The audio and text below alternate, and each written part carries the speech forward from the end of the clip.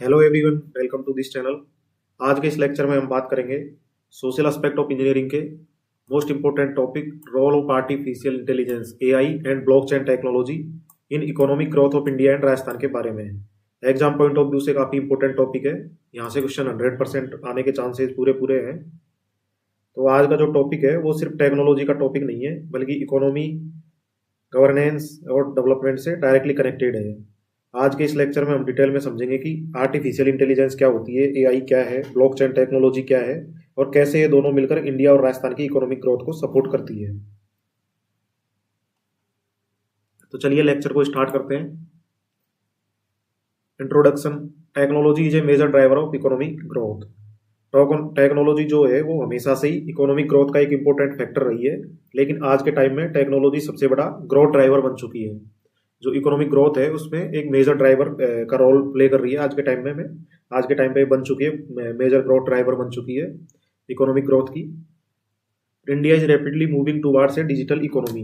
India जो है वो रैपिडली मूव कर रहा है डिजिटल इकोनॉमी की तरफ। डिजिटल इकोनॉमी का मतलब जैसे कैशलेस इकोनॉमी, डिजिटल गवर्नेंस, ई सर्विस, ये सारी चीजें आती है डिजिटल इकोनॉमी में। तो इंडिया रैपिडली मूव कर रहा है इनकी तरफ। Artificial intelligence and blockchain are emerging technologies. जो ये डिजिटल ट्रांसफॉर्मेशन हो रहा है इंडिया का, इसमें जो आर्टिफिशियल इंटेलिजेंस और जो ब्लॉकचेन है, दो ऐसी इमर्जिंग टेक्नोलॉजी है जो इफिशियंसी, ट्रांसपेरेंसी और गवर्नेंस को कंप्लीटली ट्रांसफॉर्म कर रही है। दे इम्प्रूव इफिशियंसी, ये इम्प्रूव कर रही है इफिशियंसी को, ट्रांसपेरेंसी को एंड गवर्नेंस, इनको इम्प्रूव कर रही है। ये दो इमर्जिंग टेक्नोलॉजी है इसमें डिजिटल ट्रांसफॉर्मेशन में। तो ये तो हो गई इसके इंट्रोडक्शन की बात। नेक्स्ट हम बात करते हैं आर्टिफिशियल इंटेलिजेंस। एआई क्या है, एआई क्या होता है? तो artificial intelligence refers to machine that simulate human intelligence. Simulate का मतलब होता है जैसे असली सिचुएशन जैसा एनवायरनमेंट बनाना। इसका मतलब है कि ऐसी मशीन जो इंसानों की तरह सोचने, सीखने, डिसीजन लेने और प्रॉब्लम सॉल्व करने की कोशिश करे, उसको अपन बोलेंगे artificial intelligence. Artificial intelligence refers to machine that simulate human intelligence. जो ह्यूमन इंटेलिजेंस है, ह्यूमन के जो सोचने की है, सीखने की है, डिसीजन मेकिंग की है, प्रॉब्लम सॉल्व करने की जो कैपेसिटी है, उसकी तरह वो बिहेव करे, उसकी तरह असली जैसी सिचुएशन पैदा करे, तो उसको अपन बोलते हैं artificial intelligence. AI system can learn from data and improve over time. जो एआई सिस्टम है वो डाटा को एनालाइज करते हैं, उस डाटा से सीखते हैं और टाइम के साथ अपना परफॉर्मेंस इंप्रूव करते हैं। मतलब अपन जो भी डाटा देंगे इसको, एआई सिस्टम को, वो डाटा को एनालाइज करेंगे, उस डाटा से सीखेंगे और उसके बाद में अपना परफॉर्मेंस है वो इंप्रूव करते हैं। तो आर्टिफिशियल इंटेलिजेंस का मतलब समझ गए आप, मशीन जो ह्यूमन इंटेलिजेंस की तरह काम करती है, ह्यूमन इंटेलिजेंस की तरह सिमुलेट करती है, उसी को अपन बोलते हैं आर्टिफिशियल इंटेलिजेंस। अब एआई का यूज किस किस में है? They help in decision making and automation. Automation का मतलब क्या होता है? ऑटोमेशन का मतलब होता है इंसान सिर्फ सेट करता है, बाकी के सारे काम है वो सिस्टम खुद कर लेता है, उसको अपन बोलते हैं ऑटोमेशन। ऑटोमेशन टेक्नोलॉजी हो जाती है जिसमें इंसान तो सिर्फ डेटा सेट करेगा और जो सिस्टम है वो खुद काम कर लेता है। तो they help in decision making. Decision making में इसका हेल्प यूज हो रहा है आर्टिफिशियल इंटेलिजेंस का। कोई डिसीजन लेना हो उसमें यूज हो रहा है। और ऑटोमेशन, ऑटोमेशन का मैंने मतलब बताया कि इंसान सिर्फ सेट करता है और बाकी जो सिस्टम है, जो कंप्यूटर है, वो खुद कर लेता है, बाकी काम एआई खुद कर लेता है। तो ये हेल्प कर रहा है डिसीजन मेकिंग में और ऑटोमेशन में। इसके एग्जाम्पल है chatbots, image recognition and voice assistant. Chatbots क्या है? चैटबॉट्स वो होते हैं जो कस्टमर क्वेरीज को हैंडल करते हैं, उनको बोलते हैं अपन चैटबॉट्स। तो इसके एग्जांपल है आर्टिफिशियल इंटेलिजेंस के इमेज रिकॉग्नाइजेशन। इमेज रिकॉग्नाइजेशन का मतलब है जो फेस या डिजीज को डिटेक्ट करता है, वो भी एआई की हेल्प से पॉसिबल है। नेक्स्ट है वॉइस असिस्टेंट्स। वॉइस असिस्टेंट्स का मतलब है जैसे अलेक्सा और सीरी, जो वॉइस असिस्टेंट्स है। तो ये तो हो गया आर्टिफिशियल इंटेलिजेंस के बारे में। नेक्स्ट अपन बात करते हैं ब्लॉकचेन टेक्नोलॉजी। ब्लॉकचेन टेक्नोलॉजी क्या होती है? Blockchain is a decentralised digital ledger system.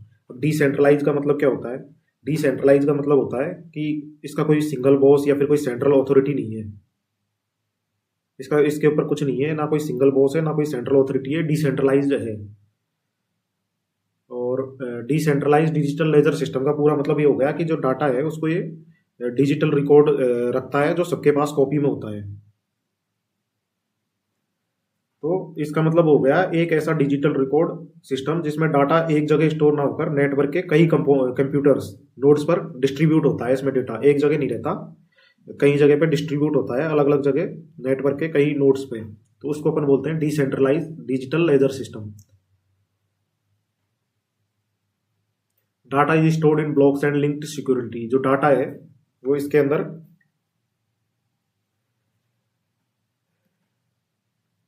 इसमें जो डाटा है वो किसी एक अथॉरिटी के पास नहीं होता, डाटा ब्लॉक्स में स्टोर रहता है और हर ब्लॉक सिक्योरली नेक्स्ट ब्लॉक से लिंक्ड होता है। Data is stored in blocks and linked securely. Data block में स्टोर होगा और हर ब्लॉक जो है वो नेक्स्ट ब्लॉक से लिंक्ड होता है।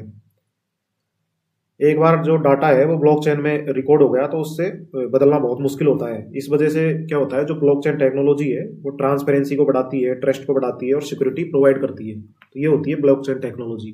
Data is stored in blocked and linked securely. जो डाटा है वो स्टोर्ड होता है इसमें ब्लॉक्स में और लिंक्ड रहता है एक दूसरे के साथ में। Once recorded data can not be altered easily. एक बार इसमें जो रिकॉर्ड हो गया उस डाटे को बदलना बहुत मुश्किल है। तो इस वजह से ये ट्रांसपेरेंसी, ट्रस्ट और सिक्योरिटी को इंप्रूव करता है।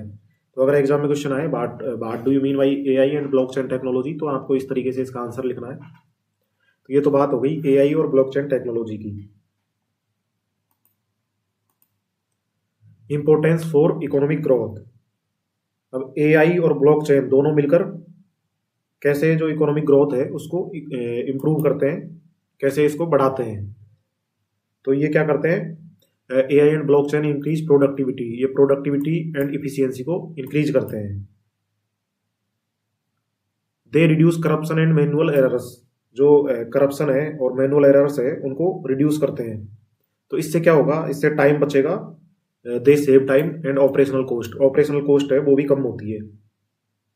They encourage innovation and startups. और सबसे इंपॉर्टेंट बात ये है कि ये जो टेक्नोलॉजी है वो इनोवेशन और स्टार्टअप को एनकरेज करती है, जो इकोनॉमिक ग्रोथ के लिए बहुत जरूरी है। तो ये है इसका इंपॉर्टेंस एआई और ब्लॉकचेन टेक्नोलॉजी का इकोनॉमिक ग्रोथ में। नेक्स्ट है role of AI in Indian economy. जो एआई है उसका इंडियन इकोनॉमी में क्या रोल है। तो एआई है वो इंडियन इकोनॉमी में मल्टीपल लेवल्स पर काम कर रहा है। AI support industries through automation and analytics.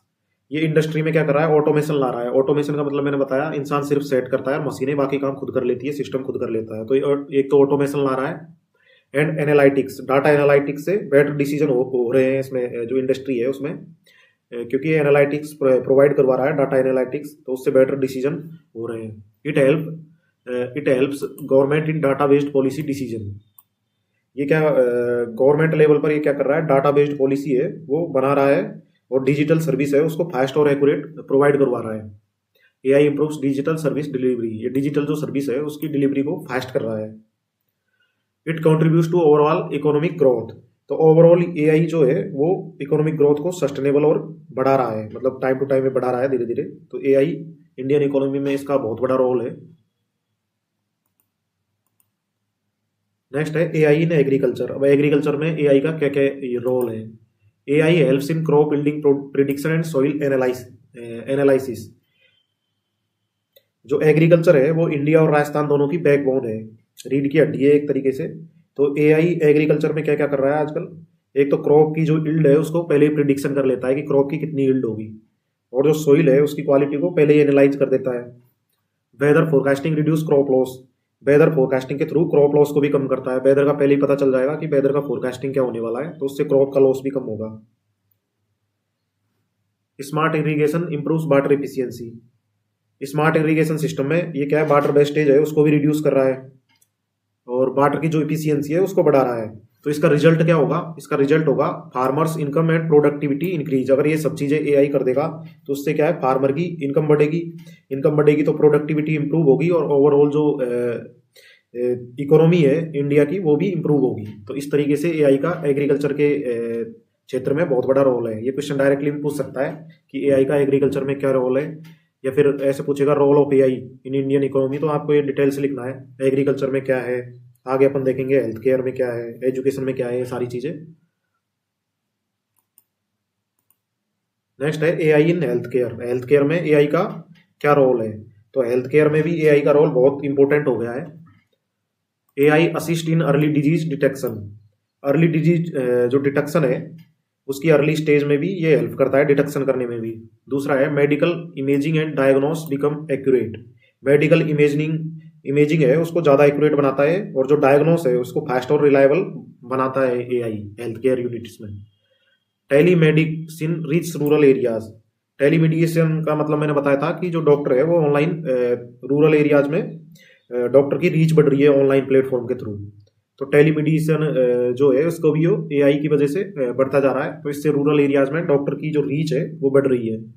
Health care, तो इससे क्या होगा, health care cost reduced and access access improves. तो इससे क्या होगा, हेल्थ केयर कॉस्ट है वो कम हो रही है और जो असेस है वो इम्प्रूव हो रही है। तो इसका बेनिफिट है हेल्थ केयर का एआई के यूज होने से। ये हेल्थ केयर के फील्ड में बेनिफिट है कि जो हेल्थ केयर है उसकी कॉस्ट कम हो रही है और एक्सिस है वो इम्प्रूव हो रही है।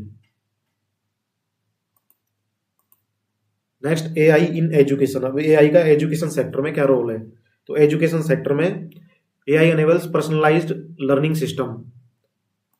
ये पर्सनलाइज्ड लर्निंग सिस्टम को प्रोवाइड कर रहा है एक तो AI. Online platform improve education reach. Online platform के थ्रू एजुकेशन को असेसिबल बना रहा है AI. Skill development and programmes are strengthened. ये skill development programme industry oriented skill develop कर रहा है एआई। इसका डायरेक्ट इम्पैक्ट क्या होगा, it create a skilled work force. इसका डायरेक्ट इम्पैक्ट होगा, एक स्किल्ड वर्क फोर्स तैयार होती है जिससे इंडियन और राजस्थान दोनों की इकोनॉमी आगे बढ़ती है। तो ये है एजुकेशन में एआई का रोल। नेक्स्ट है एआई इन गवर्नेंस। एआई जो है वो गवर्नेंस को भी स्मार्ट बनाता है। AI enables smart governance and automation. Automation का मतलब मैंने आपको बता दिया, इंसान सिर्फ सेट करेगा और बाकी सिस्टम खुद कर देगा। तो ये जो गवर्नेंस है उसको स्मार्ट बना रहा है और ऑटोमेशन को बढ़ावा दे रहा है। It helps in traffic management and सर्विसलेंस।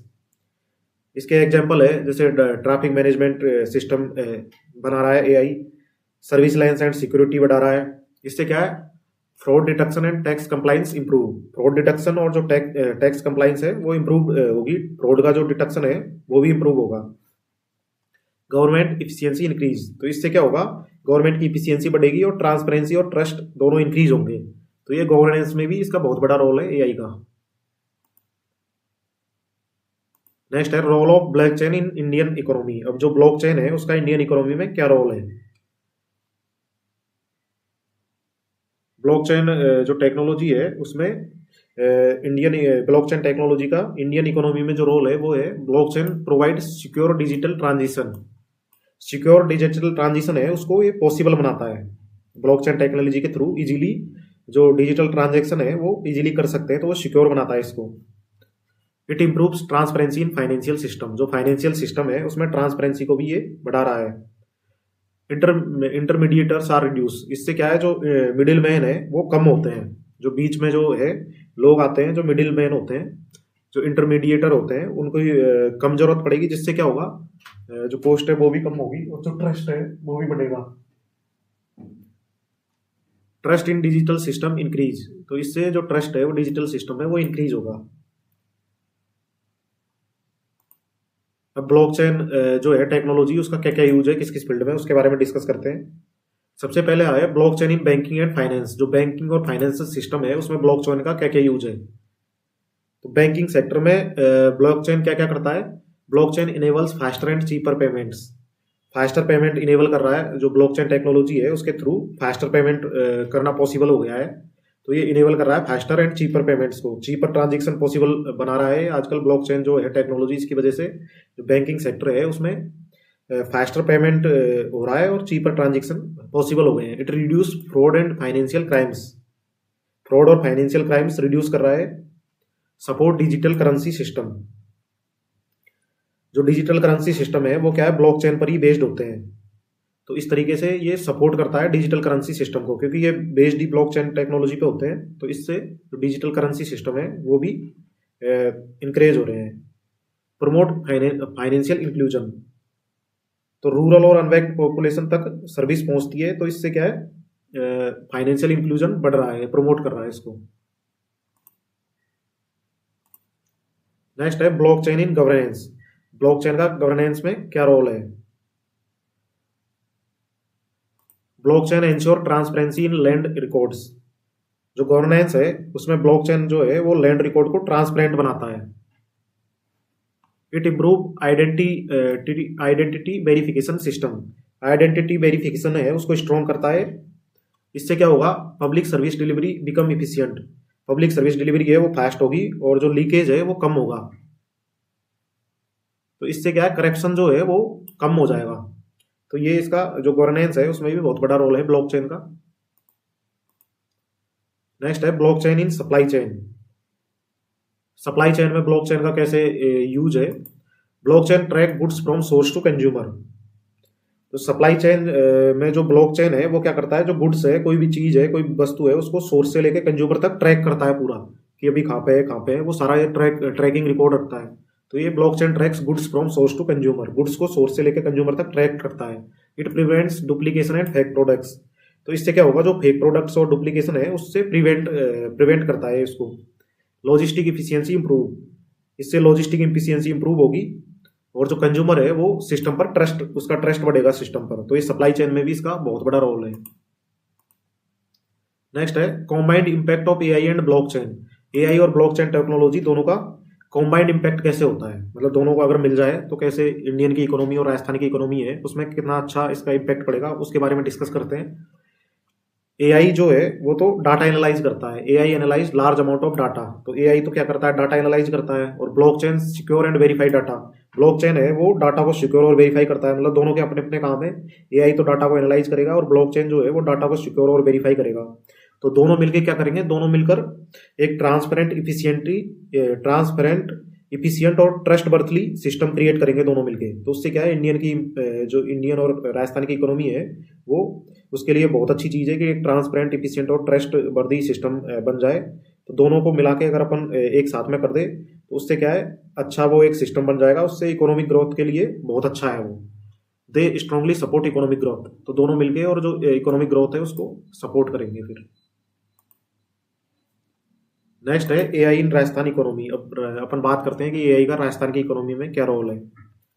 तो राजस्थान जो है वो एग्रीकल्चर बेस्ड इकोनॉमी है। राजस्थान की ज़्यादातर जो राजस्थान है उसमें एग्रीकल्चर की वजह से ही एग्रीकल्चर पर डिपेंडेंट है लोग रूरल एरियाज में। तो राजस्थान की जो इकोनॉमी है वो है एग्रीकल्चर बेस्ड इकोनॉमी है, क्योंकि ज़्यादातर जो इकोनॉमी है वो एग्रीकल्चर पे ही बेस्ड है रूरल एरियाज में। तो एग्रीकल्चर बेस्ड इकोनॉमी है। तो इसमें कैसे हेल्प करता है, AI help in drought prediction and crop planning. तो ये ड्रॉट प्रिडिक्शन करता है कि भाई ड्रॉट कब आ सकता है, उसका प्रिडिक्शन बता देता है। एंड क्रॉप प्लानिंग है उसको भी इंप्रूव करता है। Tourism management improve using AI.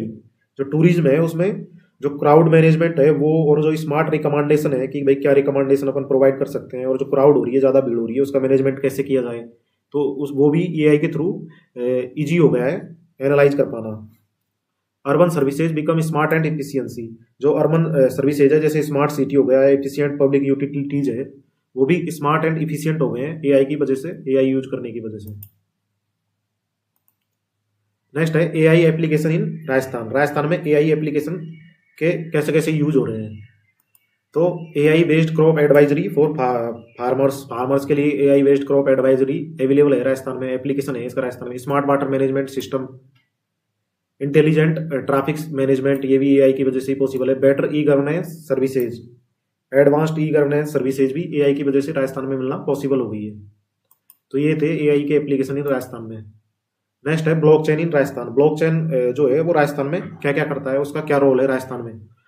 तो सबसे पहला है blockchain digitalise and land and property records. तो लैंड और प्रॉपर्टी रिकॉर्ड है इनको ये डिजिटाइज रखता है, डिजिटाइज कर लेता है, डिजिटाइज कर देता है, डिजिटाइल बना देता है।